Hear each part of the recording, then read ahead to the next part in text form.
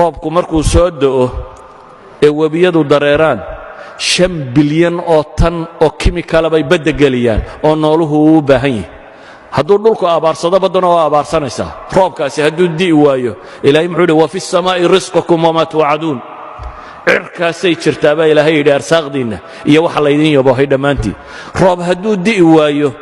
kalluunkuna wuu dhammaanayaa badda waxa ku jiraana waa dhammaanayaan waayo mineralskay dhulka ka helayeen oo dhan heli maayaan bale oxygen ku filan heli maayaan waayo roobka badda hela waxyaabaha uu badda geliya waxaa ka mid ah oxygenka saa daraaddeed kalluunka laftiisa abaarsanaya hadduu roob heli waayo noloshan sidan u dhisan ee ilaahay subxaana wa tacaala saatan u sameeyey biyuhu khasaa'ista ay leeyihiin noolaha kaloo dhammi ma leh chemicalska kaloo dhammi ma leh walidaalik biyuhu markay 4 degree gaadhaan baa densitigoodu ugu culus yihi hadday ka hoos maraan waa maxay wuu fududaadaa waa sababta ilaahay ugu talagalay in badda waxa ku noolaaday ku nool yihiin wailaa hadday 0 degree markay sii gaadhaba hadduu densitigu sii cuslaanayo barafku hoostuu mari lahaa iminka barafku dushuu sabeeya hoostana biyaha sabeeya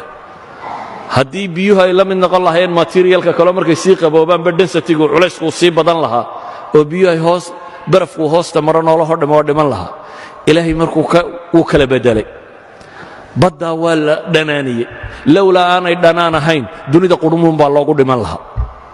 milixdaa ay tahay ee leedahay ayaa badda waxa ku bakhtiyey iyo waxaynu ku gurayno iyo waxoo dhan urtooda bedeli lahaa wa ilaa dunidoo dhammi ur bay u dhiman lahayd hadday biyaha baddu macaan yihiin waxaynu isleenahay hadday baddu inoo macaanaato mala biyaad ka dhergi lahayd baad isleedahay maad noolaateen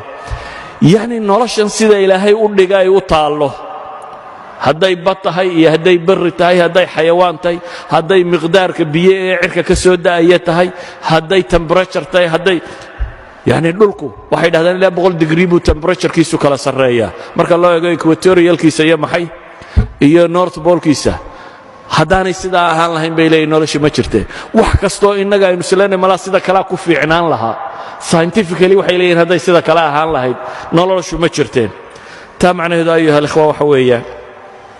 dunida tan aynu ku nool lahay waa halkaa uu ninka saynisyahankay ka leeyahay waa tailor made for man buu yidhi waa bahal loo dawaariyey bini aadamka loo dawaariyey wa ilaa intanoo dhamm inay sudfa ku dhacdo koojanis ay ku dhacdo waa waxaan suurtagal ahayn waa anaynu shalay soo tilmaamnay wax allaaliya waxay sheegayeena koojaniskoo dhamm inaan waxba ka jirin waa laba daliil waxa aan sheegay mid waa qadiyatu taskhiir ama mabda anthropic oo ah bini aadamka noloshiisa in waxaan loogu talagalay in kownkan cid musammima oo sii takhtiitiso ku talagashay noloshaasi inay ka jiri karto ay jirtaa ka labaadna waxa weeyaan inuu fine tuned yahay meel kasta halkay saaran tahay haddii in yar dhanun looga dhaqaajiyo plus or minus dhanku u dhaqaaqaba inaan noloshu jiraynin daliilka saddexaad ee aan tilmaamayno daliil kastaaba saacad u qaadan laha haddii la sharxayo waa daliilu liijaad aw ilxuduud waa daliilkay falaasafadii horena daliishan jirtay iftiinka cadceedda ilaahay subxaana wa tacaala enerjigu inaga siiyaa noolahoo dhammi ku noolyihi waayo haddaan enerjigeeda la haynin dunida wax chemical reaction oo ka dhici lahaaba ma jiro caleenta yaree geedka ku taalla waa warshadda ugu weynee dunida ku dul taalla uguna qayliya buuq yar soo moogada caleentu inay tahay waxa noolaha dunida kor saaran oo dhan quudiya waxa noolaha kor saaran dunidoo dhan geedka iyo xoolaha iyo waxoo dhan caleen baa soo saarta waxay cunayaan caleentu geedkay soo saartaa wuxuu cunayo geedkana xoolo iyo wax nool oo dhan baa daaqa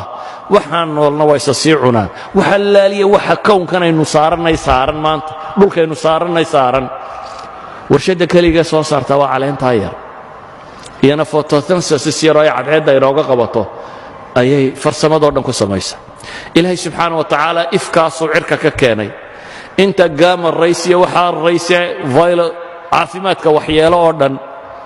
atmosferigaa laynagaga celiyey spectrumka atmosferiska lightka soo dhaafaa intuu yahay waa inta noloshu ay u baahantahy 7 colorskan iyo inta yare ku xigxigta xataa badda markuu ku dhaco iftiinkaas maalan casaanku spectrumkan badda markay biyaha nalku ku dhaco casaanku 18 mitir buu ku dhammaadaa that means 20 mitir haddaad badda quusto nabar kugu dhaco dhiiggaaga arki maysid waayo wax casaan la yidhahdaba kama jiraan yalowgu markaad 100 mitir gaadhaa buu dhammaanayaa greenki iyo bluegu waxay dhammaadaan maxay 240 mitir waayo iyagu waa kuwa photosynthesiska sida si dhirta baddu ay u baxdo noolaha badda ku jira si uu geedkiisu u bixi karo ilaahay subxaanahu wa tacaala nalalka kaloo dhan meesha sokaa lagu reebay laakiin greenka iyo bluego photosynthesiska waxay ka kariyaan dhirtu cunnada ka sameeyaana ilaahay wuu sii daayey ilaahay ay ka gaadhaysa 240 mitir roobkaa cirka ka soo da'aya biyaha ilaahay wuxuu ka dhigay dissolvable wax kastaaba ku milmi karaan inta ugu badan mineralsku waxay ku milmaan waa biyaha